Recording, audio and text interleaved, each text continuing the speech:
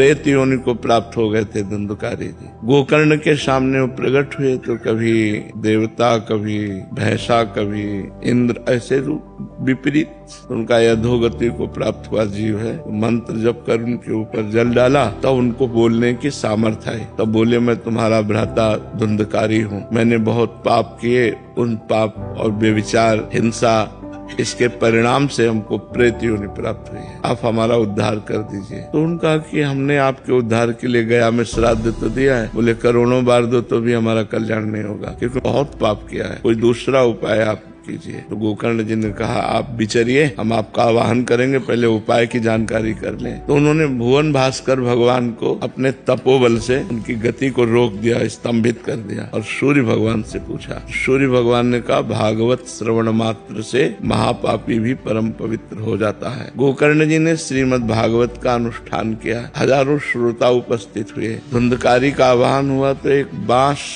7 गांठ का, उसके ऊपरी छिद्र पे बैठकर वो प्रेत सुनने लगा। प्रथम दिन प्रथम खंडन गांठ का हुआ, इस तरह से 7 गांठें फटी और वो दिव्य भगवत स्वरूप होकर प्रकट हो गए। प्रेत योनि से मुक्त होकर भगवत स्वरूप, और विमान एक आया और धुंधकारी उसमें बैठ करके परम धाम को जब जाने लगे तो गोकर्ण जी ने रोक दिया। भगवान के पार्षदों से कहा, एक ही विमान क्यों, ये और भी श्रोता है, सबके लिए विमान क्यों नहीं लाए? तो उनका और श्रोताओं ने श्रवण किया, केवल मनन नहीं किया। ये भूख और प्यास सहता हुआ रात दिन कथा का श्रवण और मनन करता था। तो मनन के प्रभाव से विमान आया है, श्रवण के प्रभाव से नहीं, मनन के प्रभाव से विमान। अब अगली बार जब कथा कहिए तो सब श्रोता आपके श्रवण करें और मनन करें, तब फिर इनका उद्धार हो। तो अगली बार कथा कही और जब सबने मनन किया तो शास्त्रों विमान आए और सब भगवान के